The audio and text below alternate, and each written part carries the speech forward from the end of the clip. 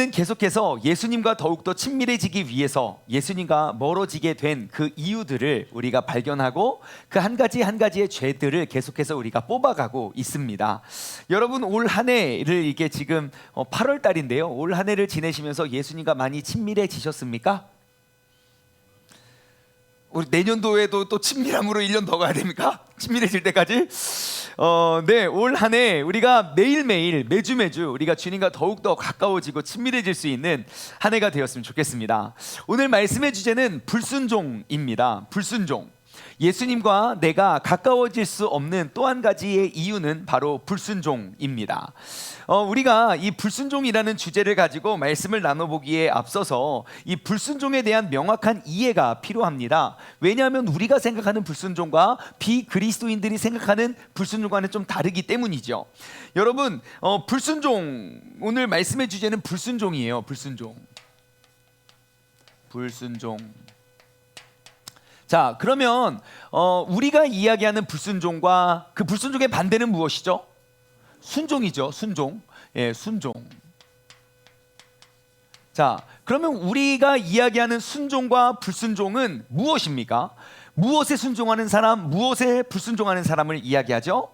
하나님의 뜻이겠지요. 하나님의 말씀과 하나님의 뜻. 내가 하나님의 뜻에 순종하는 사람인가? 아니면 내가 하나님의 뜻에 전혀 관심이 없는 사람들 있습니다. 전혀, 하나님과 나는 전혀 상관이 없고 이 세상은 내 거고 내가 주인이다 말하는 사람들은 자동으로 불순종할 수밖에 없어요. 왜요? 하나님의 뜻을 알지도 못하니 당연히 순종할 수가 없지요. 자, 그래서 우리는 하나님의 뜻을 몰라서 순종할래야 순종할 수 없는 사람들은 우리는 불순종하는 자라고도 말하고, 이를 다른 말로 비그리스도인이라고 말해도 될 것 같아요. 왜냐하면 하나님의 뜻에 대해서는 알 수도 없고 관심도 없는 사람들이지요. 그럼 여러분들은 어디에 속한 사람입니까? 하나님의 뜻을 따라 순종하는 사람입니까? 하나님을 알지도 못하고 그 뜻도 몰라서 내가 불순종하는 사람입니까? 하나, 둘, 셋. 여러분, 하나님의 뜻대로 다 순종하고 계십니까? 자, 여기서 조금 우리는 지금 우리가 생각하고 우리가 이야기하는 그 순종과 불순종에 대한 정의가 필요한 거예요. 자, 보세요. 이 순종이라는 단어를 이렇게 들여다보면요, 순종에는 두 가지가 있음을 알 수 있어요. 어떠한 순종이 있냐면요, 진짜 순종. 하나님의 뜻에 따라서 내가 살아가고 순종하는 진짜 순종. 그 다음에 또 어떤 순종이 있습니까? 가짜 순종이요. 이 가짜 순종은요, 순종하는 모습처럼 보여져요. 근데 알고 봤더니 하나님의 뜻이 아니라 내 뜻을 따르고 있는 것이죠. 예, 하나님의 뜻대로 따르는 것이 진짜 순종이라면 하나님의 뜻인 것처럼 보여지고 하나님의 뜻인 것 같지만 결국은 나의 의지와 나의 뜻대로 이야기하는 것, 우리는 그것을 불순종이라고 말합니다. 혹은 가짜 순종이겠지요. 자, 그러면 우리가 큰 맥락으로 한번 살펴봅시다. 진짜 하나님의 말씀을 따르고 말씀대로 순종하는 진짜 순종, 천국 갑니까? 못 갑니까? 예? 100% 갑니다.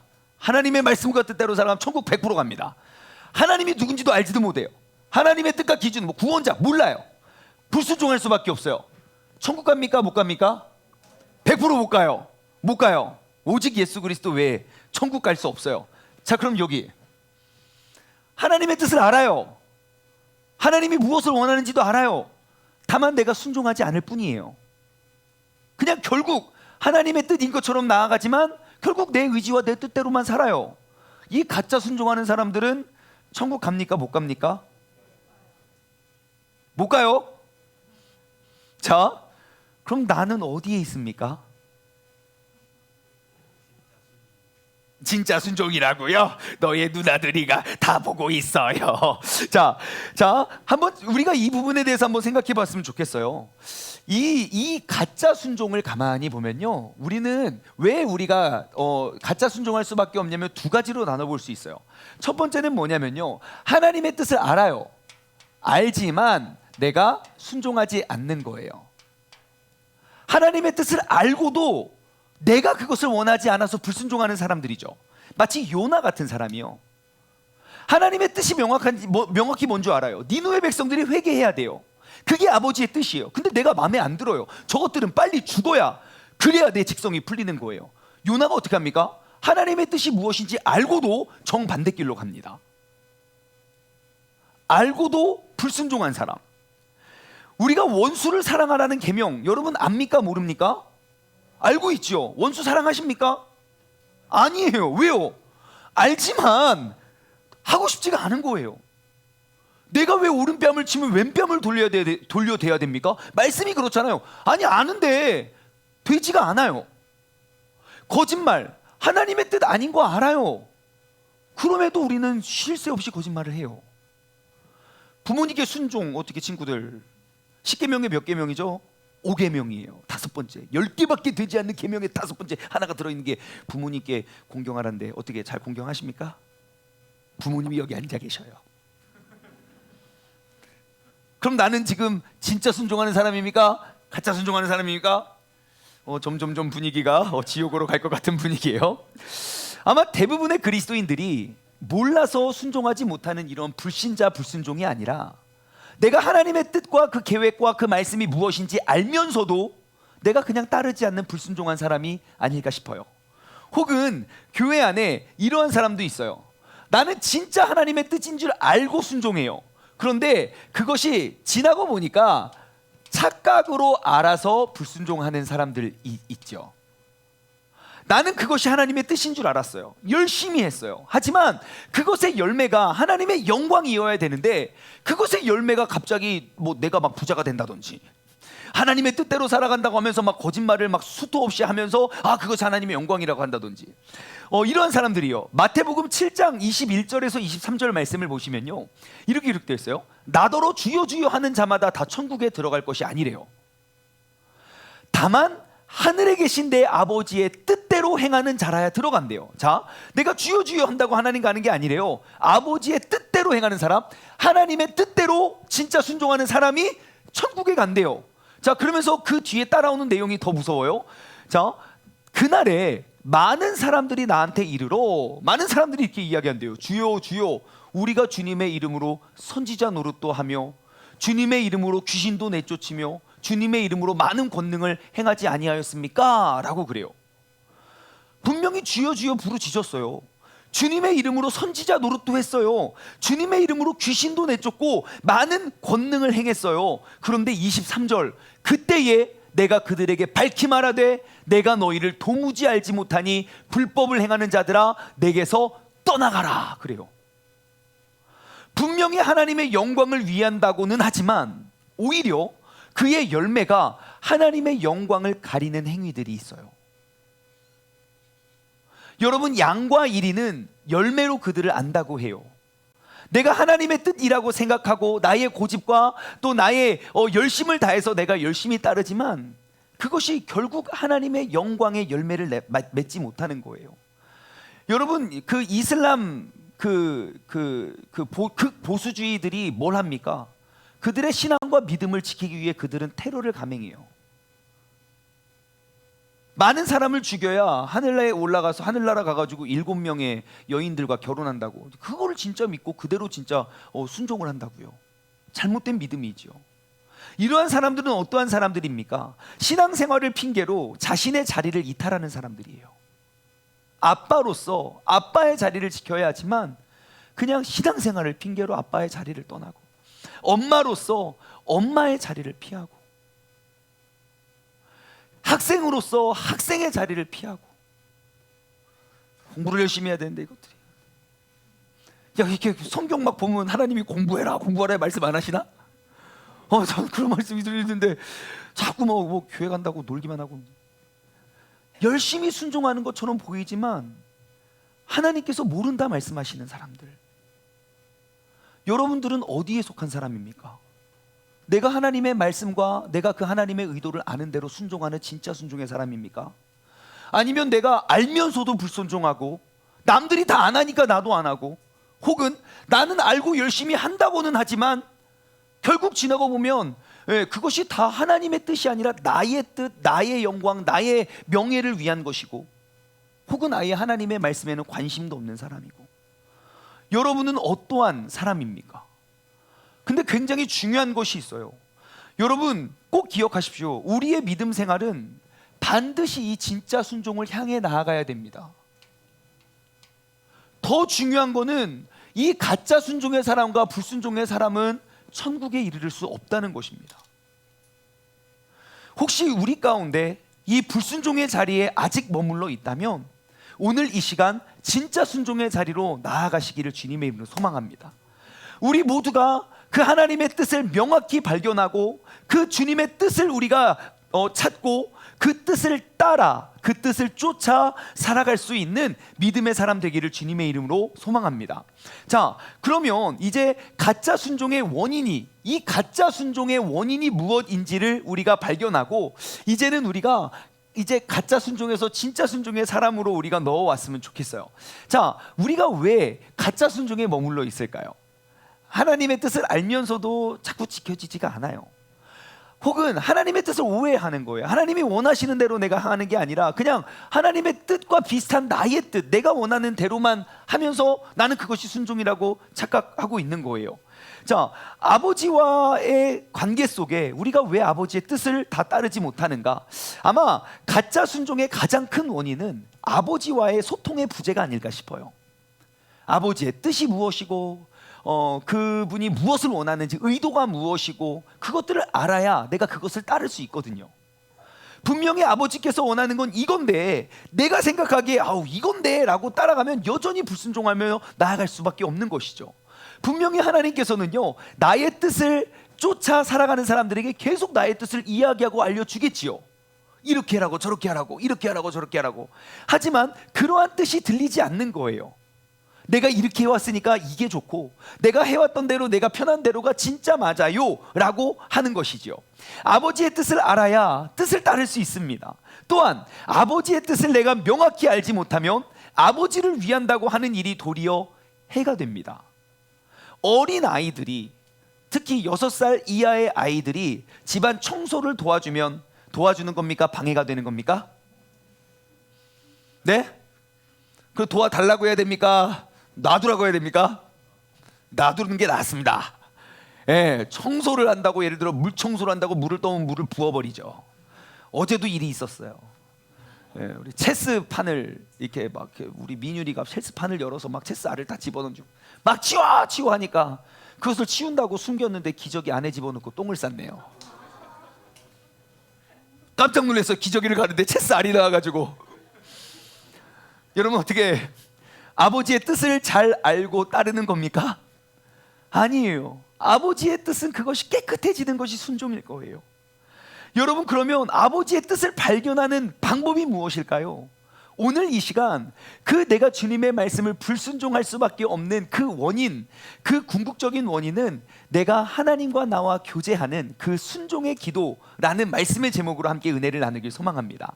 오늘 본문 말씀을 보시면요, 예수님께서 잡히시기 전 마지막 날 목요일 밤에 제자들과 최후의 만찬을 하시고 유월절 만찬을 가지시고, 그리고 그날은 그날 밤은 그냥 잠에 들 수가 없었어요. 왜냐하면 이제 나의 죽음이, 내가 잡혀가고 십자가에 달리는 것이 임박했기 때문에, 임박했음을 아셨던 주님께서 모든 제자들과 함께 기도를 하러 가십니다. 오늘 본문 말씀 36절이에요. 이에 예수께서 제자들과 함께 겟셋마네라 하는 곳에 이르러 제자들에게 이르시되 내가 저기 가서 기도할 동안에 너희는 여기 앉아 있어라 그래요. 자, 평소에는 그냥 이렇게 그냥 자러 갔는데 그날은 제자들을 데리고 겟셋마네 동산에 제자들 다 같이 갔어요. 야, 나 저기 가서 기도할 거니까 너희 여기 앉아 있어는 무슨 말입니까? 나 저기 가서 기도할 테니까 너희들은 여기서 기도하고 있어 에요. 자, 그 다음에 37절 베드로와 세베대의 두 아들, 세베대의 두 아들은 누구죠? 야고보와 요한이죠. 자, 그래서 베드로와 야고보와 요한을 데리고 또 더 나아가셔서 고민하면서 말씀하십니다. 그러면서 이렇게 말씀하세요. 38절 내 마음이 매우 고민하여 죽게 되었으니 너희는 여기 머물러 나와 함께 깨어있으라 라고 이야기를 해요. 그리고 나서 예수님은 혼자 조금 더 나아가셔서 3번의 기도를 하십니다. 오늘 이 시간 이 예수님의 기도로 우리가 기도를 통해서 나의 기도가 예수님의 기도와 같은 그러한 성장이 있기를 소망합니다. 자, 예수님의 첫 번째 기도는 39절에 나와 있습니다.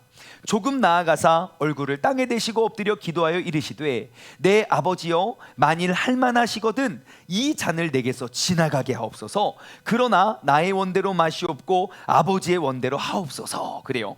자, 저는 이 39절 말씀을 통해서 조금 독특한 하나의 장면을 이렇게 생각해 보게 되었어요.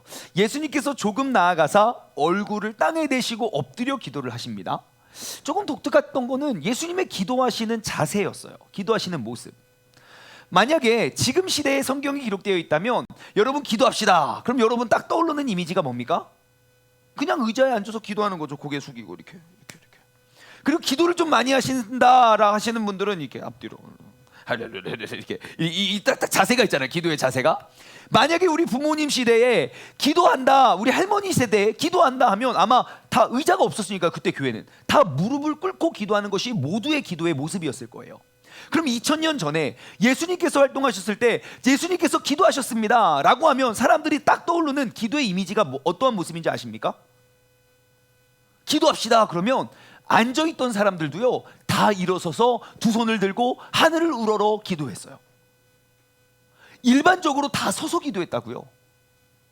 서서 이렇게 하나님 나의 기도를 달라, 나의 기도를 받아달라고 이렇게 서서 기도했어요. 근데 예수님이 어떻게 기도를 하십니까? 엎드려서 땅에 얼굴을 대고 기도하시는 거예요. 이게 좀 너무 특이한 거예요. 누가복음 18장 10절에서 14절 말씀을 보면요, 세리하고 바리새인이 성전에 와서 기도하는 모습이 나와요. 바리새인이 어떻게 기도합니까? 그곳에 와서 성전에 와서 서서 기도합니다. 하나님 나는 이 사람같이 죄를 짓지도 않고 나는 일주일에 몇 번씩 금식을 하며 이렇게 기도를 했다고요. 그런데 그 세리는 그 기도의 모습과 다른 모습으로 기도를 해요. 완전히 엎드려져서 나는 고개를 들 수도 없는 그러한 죄인입니다 라고 고백을 하는 거예요.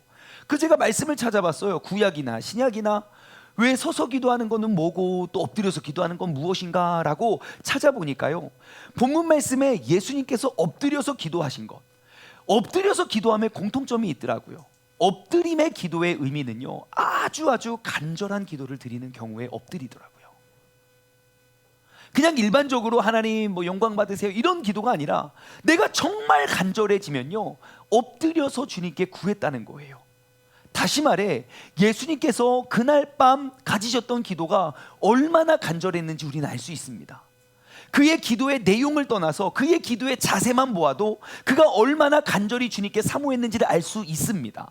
그럼 이것을 오늘날 우리의 기도로 가져와 볼까요? 여러분 기도의 자세만 봐도 내가 얼마나 집중하여 간절히 기도하는지가 알게 돼요. 지금 내가 주님께 기도하는 나의 기도의 중요도가 얼마나 간절한지를 우리는 알 수 있게 된다고요. 여러분 순종의 기도는요 바로 이러한 자세에서부터 출발합니다. 나는 철저히 나의 주인 되시는 나의 기도를 받으시는 하나님의 종이 되어 내가 온전히 엎드려져서 주님께 구하는 기도.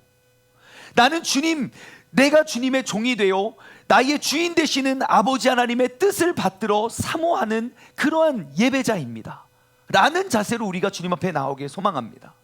예배를 나올 때도 마찬가지예요. 주님 내가 막 귀찮고 싫어서 어쩔 수 없이 나오는 그러한 예배, 거짓된 예배예요. 주님 내가 한 주간에 어떻게 살아왔든 이 자리에 있는 우리 모두의 마음의 상태, 영적인 상태는 다르지만 이 자리에서 떠나는 우리의 영적인 상태는 같아야 돼요. 하나님께서 이 시간 우리에게 허락하시는 그 말씀 앞에 우리가 엎드리는 자가 되어 그 주님의 말씀대로 따르고 순종하는 자가 되어야 할 줄 믿습니다.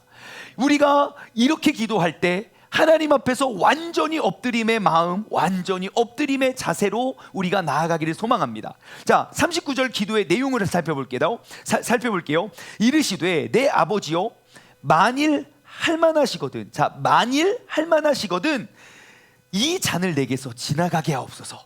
그러나 나의 원대로 마옵시고 아버지의 원대로 하옵소서. 자, 예수님의 기도 두 가지를 합니다. 첫 번째는 뭡니까? 만일 할만하시거든, 만일 할 수 있다면 이 잔을 내게서 지나가게 하옵소서. 그래요.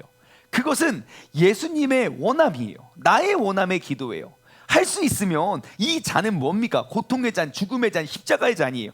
그 잔을 나에게서 지나가게 해주세요. 나의 원함을 구해요. 그러나 나의 원대로 마옵시고 아버지의 원대로 하옵소서. 아버지의 뜻을 구해요. 예수님의 첫 번째 기도 속에서 예수님의 원함과 아버지의 뜻이 다름을 우리는 발견할 수 있습니다. 같은지 다른지는 모르겠지만 여튼 나의 원함은 뭔 줄 알 것 같아요. 나의 원함은 무엇입니까? 이 십자가의 고통을 지나가게 하는 거예요. 그러나 내가 완전히 엎드림으로 주님께 구합니다. 아버지여, 할만하시거든 이 잔을 내게서 지나가게 하옵소서. 그러나 나의 원대로 마시고 아버지의 원대로 하옵소서. 그래요. 여러분, 예수님의 기도는요, 나의 원함을 구하는 것에서 그치지 않습니다. 예수님의 기도는 아버지의 뜻을 구하는 것에까지 나아갔다는 겁니다. 나의 원함을 구하고 나의 원함은 이것이지만 그러나 아버지의 뜻대로 하여 달라는 것이 기도의 제목이었어요. 여러분, 기도는 바로 이러한 것입니다. 나의 원함을 하나님께 구하는 것, 그것도 기도가 아니라고 말할 수는 없어요. 하지만 내가 하나님께 10년, 20년, 30년, 40년 신앙생활을 해왔음에도 불구하고 여전히 내가 나의 원함을 구하는 것에서만 우리의 기도가 멈춰선다면 우리는 여전히 어린아이와 같은 자녀가 될 수밖에 없는 거예요. 그보다 더욱더 성숙된 기도는 이제는 내가 아버지의 뜻을 구하는 기도입니다. 여러분, 아이들은 항상 자신의 원함만 구합니다. 내가 이것을 원하고 내가 이것을 구함에 따라서 다른 사람에게는 어떠한 영향을 미치는지, 다른 사람에게는 어떠한 피해가 가고 방해가 되는지 전혀 신경 쓰지 않습니다. 그냥 내 눈앞에 보이는 내일도 없습니다. 그냥 오늘 내가 지금 이 순간 행복하면 돼요. 그래서 아이들이 항상 구하는 것은 핸드폰을 달라는 거예요. 핸드폰을 달라고. 예, 그것을 보면 그의 뇌가 얼마나 파괴되는지 몰라요. 그것에 의해서 그것에 중독되면 앞으로 내가 평생 당하게 될 그런 수많은 어려움들이 있지만 그 생각까지 하지 않아요. 그냥 지금 있는 게 중요한 거예요. 그래서 우리 아이들이 구하는 모든 기도가 응답되면 어떻게 되겠습니까? 첫 번째, 일단 응답이 되지도 않을 뿐더러 그 아이들이 원하는 거 다 응답되면 아이들은 건강히 살아갈 수가 없습니다. 아이들이 원하는 거, 먹고 싶은 거 먹고, 하고 싶은 거 하고, 보고 싶은 거 보고, 절대로 아이는 건강해질 수가 없습니다. 때로는 나의 뜻, 나의 원함대로 이루어지지 않더라도 내가 그 아버지의 뜻을 따라 순종하는 것이 참 중요해요. 저는 아이들에게 이렇게 핸드폰을 아예 안 보여주는 건 아니지만 이렇게 질겨이 보여주진 않아요. 제가 왜 그러냐면요, 이유 가운데 하나는 그거예요. 아이들이 이렇게 쭉 핸드폰을 보다가 에피소드가 끝난 다음에 끝 하고 끄면 괜찮아요. 그래도. 근데 핸드폰을 보다가 중간에 뺐잖아요. 갑자기 다른 존재가 됩니다. 이것은 사람으로서 할 수 없는 그런 비명과 그러한 표정과 그러한 태도가 나옵니다. 내가 단 한 번도 가르쳐준 적 없는 길바닥에서 들어눕고 막 둥그로 해치는 이런 모습을 너무 놀라운 거예요. 근데 그 모습을 보고 야, 이거 진짜 나쁜 거구나. 좋은 거라면 핸드폰을 보여주든 뺐든 고마워요, 감사해요, 여기까지 봤으니까 이 에피소드는 다음에 또 봐야지 해야 되는 거 아닙니까? 여태까지 보여줬는데 그 보여주다가 뺏었다고 애들이 이렇게 돌변하면 이거는 잘못된 거다라고 생각을 하는 거죠. 여러분, 그러다가 이제 아이가 내가 원하는 것만 구하다가 이제 점차 나이를 먹게 돼요. 나이를 먹으면 먹을수록요, 똑같은 부모님, 똑같은 자녀지만 구함의 내용이 달라집니다. 이제 점차 나를 생각하는 것보다 내 부모님을 생각하게 돼요. 내가 먹고 싶은 것보다 부모님 먹고 싶은 것 식당 찾아가고요. 이게 휴가 때 내가 그냥 가고 싶은 여행지가 아니라 부모님께서 편하신 여행지를 찾아가게 돼요. 이것이 바로 성숙이에요. 여러분, 이제 우리의 기도가 성숙할 때가 되지 않았습니까? 내가 신앙생활 지금 1년, 2년 거기서 머물러 있는 게 아니잖아요. 지금 내가 10년, 20년, 30년, 40년 그 이상 내가 하나님과 그렇게 교제를 하면서도 여전히 나의 원함에서 기도를 하고 나의 원함이 이루어지면 왜 중보기도가 끝이는 거예요 도대체? 왜 작정기도가 끝나는 거냐고요. 하나님의 뜻은 아직도 이루어질 게 너무너무 많은데 왜 나의 뜻만 이루어지면 기도를 멈추냐는 겁니다. 여러분, 우리의 기도가 이제 더욱더 나아가길 소망합니다. 나의 원함을 구하는 것에서 나의 기도가 그치는 것이 아니라 나의 원함은 이것이지만 이것을 통한 하나님의 뜻이 무엇인지를 구할 수 있는 믿음의 사람 되기를 소망합니다. 40절과 41절이에요. 이제 제자들에게 오십니다. 기도를 하고 첫 번째 기도를 하고 오세요. 그 자는 것을 보시고 베드로에게 말씀하십니다. 너희가 나와 1시간도 깨어 있을 수 없더냐. 자고 있어요, 이것들이. 그러면서 41절 시험에 들지 않게 깨어 기도하라. 마음은 원이로되 육신이 약하도다 그래요. 그리고 나서 이제 두 번째 기도하러 가십니다. 42절이에요. 다시 두 번째 나아가 기도하여 이르되 내 아버지여 만일 내게 마시지 않고는 이 잔에서 내게서 지나갈 수 없거든 아버지의 원대로 되기를 원하나이다 그래요. 자, 지금 39절에 예수님의 첫 번째 기도와 42절에 예수님의 두 번째 기도는요 같은 것처럼 보여지지만 굉장히 다릅니다. 예수님은 똑같은 기도 제목을 두고 기도를 하시는데요 기도의 내용이 완전히 달라집니다. 자, 우리가 대부분은 겟셋만의 세 번의 기도가 다 똑같다고 생각을 하지만 제가 이번에 본문 말씀을 묵상하면서 완전히 다른 기도였다는, 같은 기도 제목이지만 완전 다른 기도의 내용임을 발견했어요. 자, 42절의 기도를 다시 볼게요. 만일 내가 마시지 않고는 이 잔이 내게서 지나갈 수 없거든 아버지의 원대로 되기를 원하나이다. 자, 아까 39절의 기도는 무엇입니까? 나의 원함이 앞섰고 아버지의 뜻이 뒤따라왔어요. 근데 42절의 기도에서는요 이 잔이 나에게서 지나갈 수 없다는 걸 깨달았어요. 39절의 기도와 42절 기도 사이에 어떤 일이 있었습니까? 내가 달라진 거예요. 나의 뜻은 이거지만 하지만 아버지의 뜻대로 하옵소서. 그리고 다시 기도할 때는 이 잔을 내게서 지나갈 수 없음을 알았기 때문에 아버지의 뜻대로 이루소서. 나의 구함이 아버지의 뜻이 되었다고요. 그러므로 39절에서 기도에서 얻은 응답은 무엇입니까? 아버지의 확고한 뜻이 무엇인지를 발견한 거예요. 아버지의 뜻은 무엇입니까? 이 잔을 마시는 것이 아버지의 뜻임을 발견하고 그래서 그 뜻을 구합니다. 만일 내가 마시지 않고는 이 잔이 내게서 지나갈 수 없거든 아버지의 원대로 되기를 원하나이다. 여러분, 이것이 바로 순종의 기도입니다. 나의 기도를 받으시는 아버지와의 소통을 통해서 그분의 뜻을 구별하고 그분의 뜻을 구하고 그분의 뜻을 발견하여 나의 원함이 아니라 그분의 뜻을 구하는 것, 그리고 그 뜻대로 순종하는 것, 여러분, 이것이 우리가 하나님의 뜻에 순종할 수 있는 방법입니다.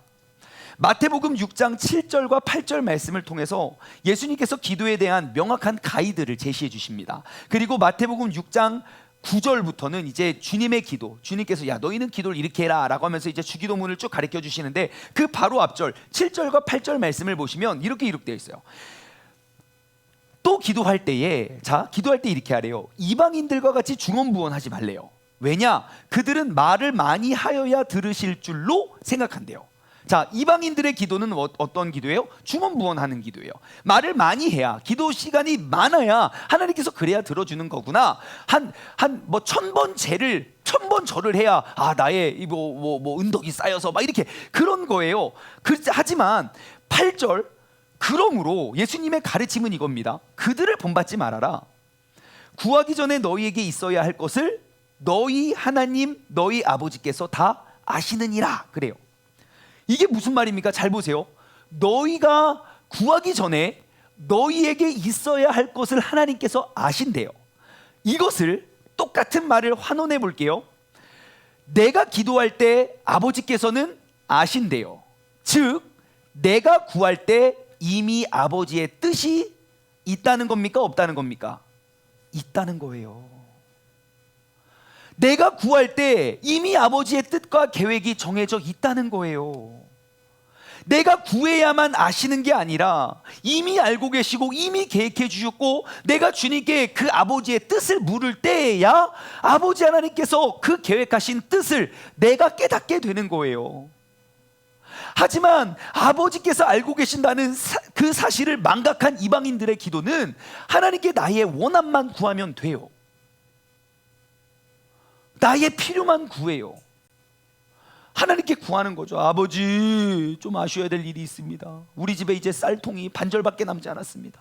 항상 3분의 2는 차 있었는데 이제 반절밖에 되지 않았습니다. 막 기도해요. 다음에 또 기도해요. 아버지, 좀 아시기 바랍니다. 이제 3분의 1밖에 남지 않았습니다. 아버지, 어떻게 안 돼요? 그래요. 다음에 또 기도해요. 아버지, 이제 4분의 1, 5분의 1, 6분의 1. 하나님 뭐라고 하실까요? 야, 다 알아. 쌀통이 떨어지기 전부터 알고 있었어. 왜 너는 너의 뜻만 구하니? 주님께서 그렇게 말씀하지 않으실까요? 어쩌면 내가 하나님께 구할 때마다 하나님께서는 이미 나에게 응답하셨을지 몰라요. 다만 내가 원하는 답이 아니라서, 혹은 내가 기대하던 모습이 아니어서 그것이 응답이라고 생각하지 못할 수도 있다는 것입니다. 예수님께서 기도하셨던 첫 번째 기도와 두 번째 기도는 완전히 다른 기도예요. 나의 원함을 먼저 구했던 기도로부터 이제 아버지의 뜻을 구하는 기도로 바뀌었어요. 이것이 바로 순종의 기도입니다. 여러분, 이제 우리가 기도할 때 아버지의 뜻을 발견하는 기도자가 되길 소망합니다. 그리고 아버지의 뜻을 구할 수 있는 기도자가 되길 소망합니다. 그러면 이렇게 질문할 수 있어요. 그럼 도대체 아버지의 뜻이 뭡니까? 지금 내가 이 어려움을 겪고 있는데 아버지의 뜻이 뭡니까? 여러분, 하나님의 뜻, 아버지의 뜻을 발견하는 게 쉽습니까? 어렵습니까? 엄청 쉬워요. 엄청 쉬워요. 엄청 쉬워요. 한번 따라해 보세요. 말씀대로. 시작. 아버지의 뜻을 발견하는 것은 쉬워요. 어떻게 하면 돼요? 말씀대로. 이미 하나님의 말씀 속에 하나님은 어떠한 분이시고, 하나님께서 어떠한 일을 행하셨고, 하나님이 무엇을 원하시고 앞으로 어떠한 일을 행하실지 이미 다 말씀해 주셨어요. 우리가 고민하고 기도하는 것들이 진짜 주님께서 고민하고 기도하시는 것인가? 내가 구하는 것이 주님께서 바로 응답하실 일인가? 내가 고민하지 말아도 될 것만 가지고 우리는 고민하고 있는가? 말씀을 통해서 우리는 답을 얻을 수가 있어요. 하나님의 뜻을 발견하고 그리고 그 뜻에 순종하기 위해서 우리가 말씀을 읽는 거 아닙니까? 내가 성경 몇 번 읽었다고 내가 자랑하기 위해서 말씀 읽는 게 아니잖아요. 내가 직분이 어디까지 올랐다고, 내가 신앙생활 몇 년째라고 그거 자랑하려고 우리가 신앙생활 하는 게 아니잖아요. 내가 다만 주님의 뜻을 알고 그 뜻을 알지 못하는 사람에게 주님의 뜻을 전하는 것이 내가 하나님의 말씀을 읽고 묵상하는 것의 목적이잖아요. 여러분, 순종과 불순종의 기준은 아버지의 뜻이냐 아니냐에 달려 있어요. 그러므로 우리는 아버지의 말씀을 알지 못하면 우리는 아버지의 뜻과는 무관한 삶을 살아갈 수밖에 없는 거예요. 크리스천의 존재 목적이 무엇입니까? 하나님을 알지 못하는 사람들도 다 복이라고 말하는 것, 나에게만 특별히 많이 달라고 기도하는 것이 우리가 그리스도인의 존재 목적이 아니잖아요. 하늘에서 이루어진 그 아버지의 뜻이 이 땅 가운데 이루어질 수 있도록 영이신 아버지께서 이 육에, 나의 연약한 이 지팡이와 같은 이 연약한 몸을 통해서 주님의 뜻이 이 땅 가운데 이루어지기를 소망하는 거 아닙니까? 여러분, 아버지의 뜻을 구하고 발견하는 우리 모두가 되기를 주님의 이름으로 간절히 소망합니다. 43절과 44절이에요. 다시 오사 보신즉, 예수님이 기도하다가 또 와서 봐요. 왜 자꾸 왔을까요? 한번 쭉 하면 되지. 예? 얘네들이 깨어서 나와 함께 기도 하나 안 하나 보러 오는 거잖아요. 그래서 이제 다시 왔어요. 기도하고 다시 오니까 이 사람들이 뭐예요? 자고 있어요. 이것들이. 나는 지금 땀방울이 피방울이 되어서 지금 떨어져서 지금 피가 막 지금 너무너무 화가 나고 힘들어서 그러고 있는데 이것들의 눈이 다 피곤한 거예요. 그래서 44절 어떻게 합니까? 또 그들을 두시고 나아가 세 번째 같은 말씀으로 기도를 하십니다. 또 그들을 두시고 나아가 세 번째 같은 말씀으로 기도를 하십니다. 저는 이게 조금 물음표였어요. 이미 아버지의 뜻 뭔지 알았어요. 이미 응답 받았어요. 근데 왜 또 기도하러 가셨을까요? 기도 한 번만 하면 되죠. 한 번 길게 하면 되죠. 기도하다가 왔다가 또 기도하다가 왔다가 왜 세 번이나 기도를 하셨을까요? 예? 뭐예요? 예. 여러분, 제가 이거를 통해서 알았어요. 또 그들을 두시고 나아가 세 번째 기도하시는 것을 보고 순종의 기도는 포기하지 않는 기도라는 걸 알았어요. 포기하지 않는 기도. 왜냐? 내가 그렇게 간곡하게 부탁했던 내 제자들이 다 자고 있어요. 그러면 가장 먼저 내가 기도하기에 앞서 어떤 생각이 들까요? 배신감이 들겠죠. 이것들 내가 제자라고 3년 동안 먹여주고 물 위로 걷게 하고 막 기적과 이적과 죽은 사람들 살리고 그런 기적을 다 보여줬더니 내가 지금 잡혀가기 죽기 전에 내가 힘들다고까지 말했는데 이것들이 그냥 가서 잠만 막 퍼자고 있다고. 열 받습니까? 안 받습니까? 예? 일단 열 받으면 기도하러 갑니까? 안 갑니까? 그게 우리의 모습이잖아요. 예? 일단 아무리 기도를 하려고 해도 열 받으면 일단 기도고 멋이고 이것들 막 그거잖아요. 근데 주님께서는요, 내가 실망감이 나의 기도를 가로막지 않아요. 아버지의 뜻이 이루어지기를 포기하지 않고 기도를 해요. 그럼에도 불구하고 예수님은 실망하지 않아요. 나를 가장 믿고 따랐던 베드로, 요한, 야고보 이러한 사람들까지도 주님께서 기도하러 가실 때 주님의 마음을 헤아리지 못하고 잠자고 있다고요. 그럼 우리는 이렇게 예수님은 아마 이렇게 생각하셨을 것 같아요. 얼마나 피곤하니 너희들, 나 따라다니라고. 성경을 보세요. 제자들이 막 이렇게 띵까띵까 놀다가 그날만 졸은 게 아니에요. 새벽부터 밤까지 막 고침받고자 하는 사람 맨날 줄을 섰고, 예수님 밥도 잘 안 줘요. 밥도 잘 안 줘. 그리고 맨날 막 걸어다니고 막 물 위도 걸어다니고 막 너무너무 힘들어서 피로가 누적됐다고요. 그래서 그 주님의 마음을 헤아리지 못하고 자고 있는 그 제자들을 두고 예수님께서는 상처받지 아니하시고 여전히 가서 아버지의 뜻을 물어요. 다시 기도의 자리로 나아가셨고 또 세 번째 같은 말씀으로 기도하십니다. 여러분 꼭 기억하십시오. 순종의 기도는요, 나의 감정 상태가 아버지의 뜻 앞에 앞서지 않습니다. 아무리 나의 감정 상태가 요동을 쳐도 아버지의 뜻을 구하고 그 뜻이 이루어지기를 포기하지 않고 기도하는 것입니다. 예수님께서는 세 번째 나아가 같은 말씀으로 기도하세요. 그러면 기도의 내용이 무엇이겠습니까? 아까 42절의 기도겠지요. 내 아버지여, 만일 내가 마시지 않고는 이 잔이 내게서 지나갈 수 없거든 아버지의 원대로 되기를 원하나이다. 순종의 기도는 포기하지 않는 기도입니다. 포기하지 않고 아버지의 뜻을 구하는 기도입니다. 여러분, 지금 내가 원하는 타이밍에 그 주님의 뜻이 이루어지지 않았더라도 여러분 포기하지 마십시오. 내가 기도 부탁을 한 사람들이 기도를 멈췄다고 해서 여러분 낙심하거나 절망하지 마십시오. 주님께서 내게 보여주신 그 주님의 계획과 그 뜻이 이루어질 때까지 우리는 그 기도의 제목을 붙잡고 나아가야 됩니다. 희망이 보이지 않더라도, 사방이 어둡고 캄캄하더라도 그것이 하나님께서 나를 통하여 정하신 뜻이라면 여러분 포기하지 말고 그 기도 제목 붙잡고 나아가십시오. 여러분이 한번 돌아보았으면 좋겠어요. 내가 포기하지 않고 기도해야 할 기도 제목은 무엇일까? 나를 통하여 정하신 그 하나님의 뜻이 무엇인지를 우리가 발견하길 소망합니다. 이렇게 세 번의 기도를 마치신 후에 예수님께서는 46절, 일어나라, 함께 가자, 봐라, 나를 파는 자가 이제 가까이 왔다 라고 이야기를 해요. 제가 그게 궁금했던 거예요. 왜 예수님은 세 번이나 기도를 하셨을까? 세 번째 기도는 사실 안 해도 되는 거 아닙니까? 아까 했던 기도 똑같은 말씀으로 또 기도를 했으니까. 왜 세 번째 기도를 했을까? 라고 이번 한 주 동안 이렇게 묵상을 하는데요, 몇 구절의 말씀이 떠오르더라고요. 가장 먼저 떠오른 게 전도서 4장 12절이에요. 한번 같이 읽어볼까요? 전도서 4장 12절 시작. 한 사람이면 패하겠거니와 두 사람이면 맞설 수 있나니 세 겹줄은 쉽게 끊어지지 아니하느니라. 아, 예수님의 기도가 바로 삼겹줄 기도구나. 한 번 하면 내가 그 뜻, 나의 뜻이 앞섰기 때문에 한 번 기도하면 나의 뜻에 의해서 하나님의 뜻이 묻어질 수 있지만, 내가 두 번째 기도했을 때는 주님의 뜻이 무엇인지를 내가 확신했고, 세 번 기도하니 절대로 끊어지지 않는 그런 확실한 주님의 응답이 되는구나. 그냥 내가 원하는 응답을 기다리다가 그냥 응답받았다고 내가 기도를 멈추는 것이 아니라 또다시 묻고 또다시 묻고 또다시 확인하는, 여러분 그 삼겹줄 기도의 주인공 되시기를 바랍니다. 절대로 끊어지지 않는 확신.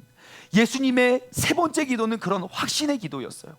첫 번째는 나의 뜻을 먼저 구했고, 그를 통해서 아버지의 뜻이 무엇인지를 발견했고, 그래서 두 번째 기도는 이제는 하나님의 뜻을 구했고, 세 번째 기도는 그 뜻에 대한 확신을 얻게 된 거예요. 제가 또 떠오르는 말씀이 또 있었어요. 요셉이 바로 앞에 가서 바로의 꿈을 해석하거든요. 근데 바로가 다른 두 개의 꿈을 꿔요. 근데 요셉이 그 꿈을 해석할 때 이렇게 합니다. 창세기 41장 32절이에요. 함께 읽을까요? 시작. 바로께서 꿈을 두 번 겹쳐서 꾸신 것은 하나님이 이 일을 정하셨음이니라 하나님이 속히 행하시리니. 그래요. 예수님께서도 같은 기도를 두 번 하십니다. 하나님께서 정하신 뜻을 알고 이제 속히 행하실 것을 알았던 거예요. 그래서 주님께 기도하지 않았을까?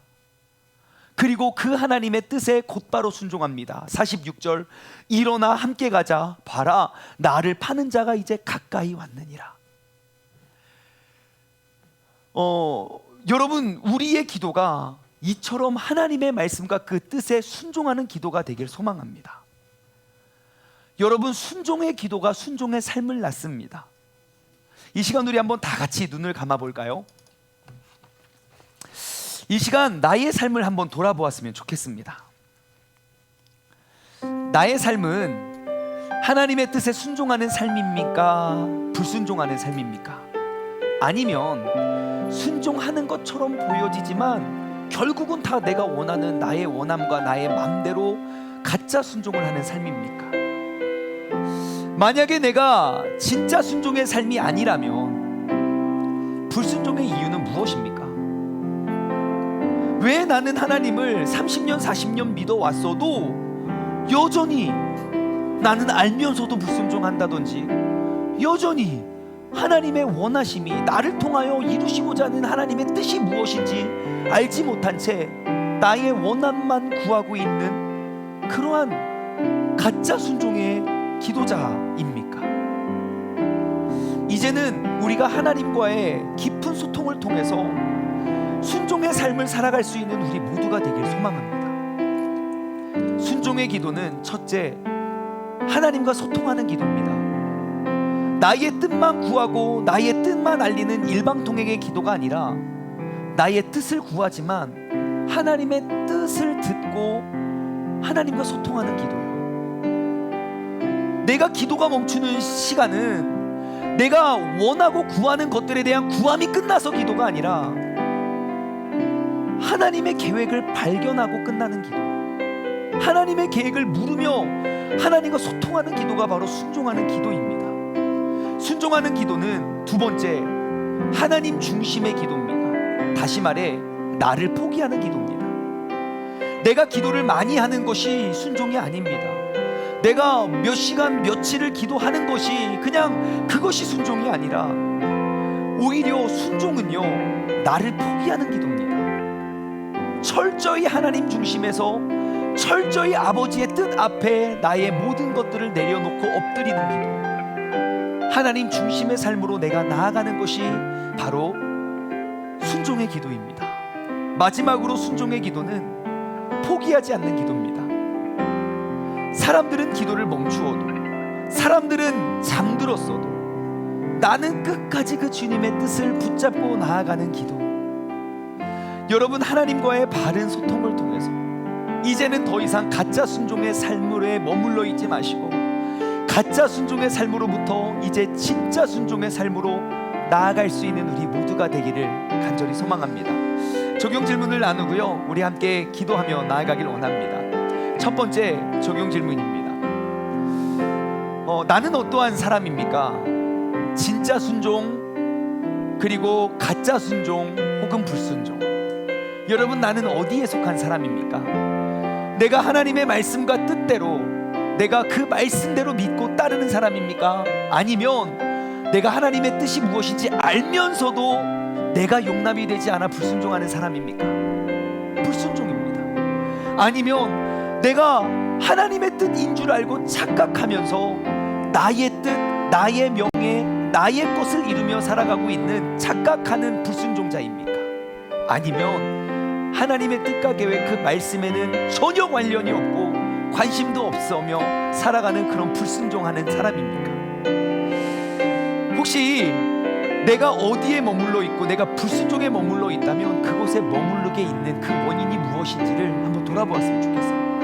두 번째, 내가 포기하지 말고 기도해야 할 기도 제목은 또 무엇입니까? 사람들은 안 된다고 말하고, 사람들은 그거 절대 이루어질 수 없다고, 그게 말이 되냐고, 불가능한 일이라고 말하지만 내가 눈을 감고 기도할 때마다 주님께서 내게 보여주는 꿈과 환상과 그 아름다운 모습들, 여러분, 내가 포기하지 말고 해야 할 기도는 무엇인가 돌아보았으면 좋겠어요. 마지막으로 세 번째, 기도의 시간을 여러분 떼어놓았으면 좋겠어요. 요즘 참 바빠요. 너무너무 바빠서 하나님의 말씀을 읽을 시간도 없고요, 시간을 떼어서 하나님께 기도할 시간도 없어요. 과연 그것이 하나님의 이 땅에, 이 세상에 나에게 그렇게 바쁜 시간을 24시간의 시간을 준 하나님의 계획이겠습니까? 아니요. 여러분, 하나님과의 소통의 시간을 떼어놓았으면 좋겠어요. 매일매일 누구의 방해도 없이 하나님과 소통할 수 있는 시간. 너무 바쁘다고요? 아니요. 여러분 출근 시간을 이용해 보세요. 출근 혼자 하시잖아요. 하나님과 나와의 소통. 지난날 어떠한 스포츠 경기가 있었는지 유튜브를 들여다보고 쳐다보는 것이 아니라 하나님과 나와의 1대1 시간. 주님, 주님의 뜻이 무엇인지 내게 알게 하소서. 혹은 새벽 예배가 될 수 있어요. 새벽마다 주님 앞에 나와 하나님, 오늘 하루를 내가 어떻게 살아가야 될지 주님, 주님의 뜻을 내게 알게 하여 주옵소서. 혹은 내가 다른 사람보다 10분 일찍 출근하는 거예요. 남들은 출근하느라 정신없을 때 나는 먼저 그 자리에 와서 10분도 좋고 20분도 좋고 눈을 감고 아버지와 교통하는 거죠. 말씀 묵상을 통해서 주님께서 오늘 나를 통하여 순종케 하시는 그 주님의 계획이 무엇인지를 한번 생각해 보세요. 내가 잠자기 전이나 언제라도 우리가 마음을 먹으면요, 하나님과 소통할 수 있는 시간이 얼마나 많은지 몰라요. 여러분, 이번 한 주부터 우리가 그 기도의 시간을 떼어놓았으면 좋겠어요. 그래서 이제는 내가 불순종의 인생이 아니라 이제 진짜 순종, 거짓 순종의, 가짜 순종의 인생이 아니라 진짜 순종의 자리로 나아가길 소망합니다. 오늘 말씀을 한 곡의 찬양으로 요약하면 오늘 이 찬양이 될 것 같아요. 주님 말씀하시면 내가 나아가겠습니다. 하지만 주님의 뜻이 아니면 내가 멈추어 서겠습니다. 나의 가고 서는 것이 오직 주님의 뜻에 있으니 오 주님, 나를 이끄소서. 주님 뜻하신 그곳에 내가 있기를 원합니다. 이끄시는 대로 내가 순종하며 살리니 연약한 내 영혼을 통하여 일하시옵소서. 주님, 나라와 그 뜻을 위하여 오 주님, 나를 이끌어 주소서. 우리가 찬양 고백하며 기도의 자리로 나아가길 바랍니다.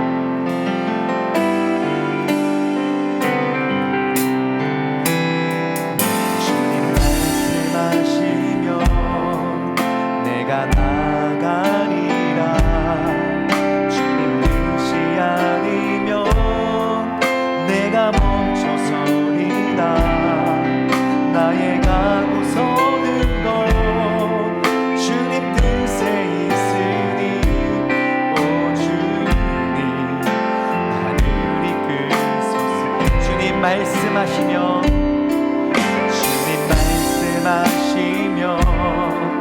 내가 나가리라. 주님 뜻이 아니면 내가 멈춰서리라. 나의 가고 서는 것 주님 뜻에 있으니 오 주님, 나를 이끌소서.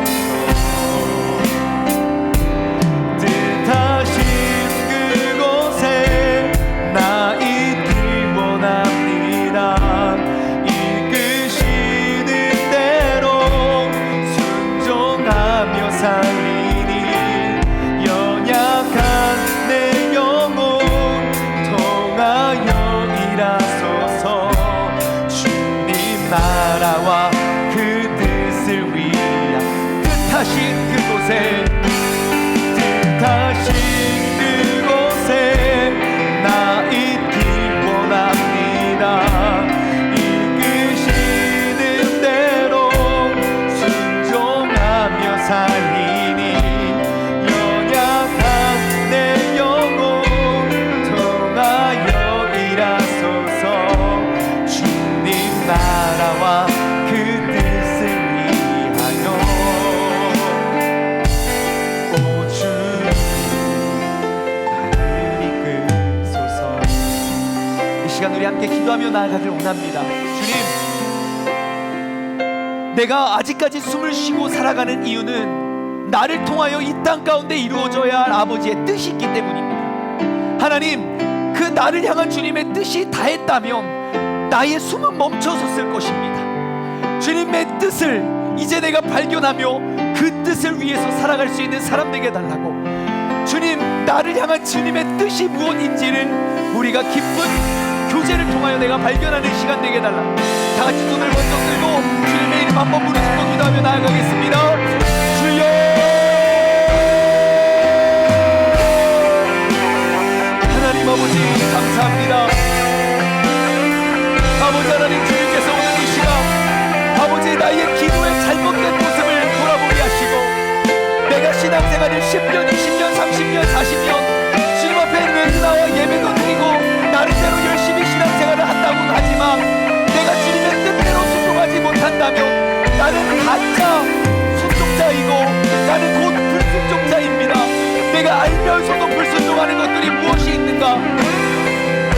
내가 나의 뜻을 내가 스스로 세워서 그것이 마치 하나님의 뜻인 것처럼 하나님의 영광의 열매를 맺는 것이 아니라 하나님의 영광을 실추시키고 떨어뜨리는 그러한 열매를 맺어가며 나는 의롭고 훌륭하다고 이야기하는 바리새인들처럼 아버지 하나님, 나의 기도의 현 주소를 돌아보게 하심에 감사드립니다.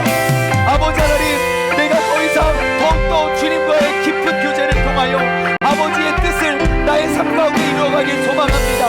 하나님의 말씀을 통하여 이미 완성하셨고 이미 이루셨고, 그리고 하나님의 성품과 하나님의 마음과 하나님의 스타일과 하나님의 앞으로 행하실 일들을 우리가 명확히 알고 그 주님의 뜻을 헤아려 나아갈 수 있는 믿음의 사람 되게 하여 주시옵소서.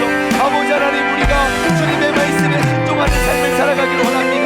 아버지 하나님, 이제 더 이상 아버지 그 가짜 순종, 불순종의 삶에 머물러 아버지 하나님께 기도하는 것이 아니라 먼저 주님께 나와 먼저 주님께 묻고 아버지 먼저 주님의 뜻을 구하며 나아갈 수 있는 믿음의 사람 되길 소망합니다. 순종의 기도가 순종의 삶을 낳습니다. 순종의 삶을 살아갈 때야 우리는 주님께서 택하신 구원받은 자녀로서 우리는 이 땅에 살아갈 수 있게 됩니다. 주님, 아버지 하나님, 주님의 말씀대로 우리가 살아가고 나아가게 하여 주시옵소서. 하나님 아버지, 감사합니다. 주님께서 말씀하시면 내가 나아가고 주님의 뜻이 아니면 내가 멈춰서길 원합니다. 내가 지금껏 오랜 시간 동안 신앙생활을 해왔지만 여전히 내가 어린 아이와 같은 이유는 내가 주님의 뜻을 구하기보다 여전히 나는 나의 뜻만 구했기 때문입니다. 기도란 하나님과의 은밀한 친밀한 소통의 시간이고, 그 기도는 나의 원함을 구하는 것에서 멈추는 것이 아니라 나의 원함을 구하지만 그보다는 아버지의 뜻을 내가 더욱더 구하는 것이 기도이고, 나의 기도가 반복되면 반복될수록 아버지 하나님께서 나를 통하여 정하신, 나를 도구 삼아 나를 지팡이 삼아 행하실 그 주님의 뜻을 발견하고 그것에 확신을 얻어가는 것이 우리의 기도가 되어서 하나님, 내 삶의 모든 불순종의 죄악을 이 시간 잘라버리고 이제 순종의 사람으로 나아갈 수 있는 우리 모두가 되게 하여 주시옵소서. 이제는 우리 주 예수 그리스도의 은혜와 아버지 하나님의 무한하신 사랑하심과 성령님의 교통하심이 이제는 가짜 순종, 곧 불순종의 자리에 머물러 있지 아니하고 이제는 진짜 순종의 자리로 나아오길 소망하는 사랑하는 우리 세종중문 가족들 머리 위에, 그리고 이 시간 영상을 통해 예배드리는 모든 사람들 머리 위에 이제로부터 영원토록 함께 하시길 간절히 축원하옵나이다. 아멘.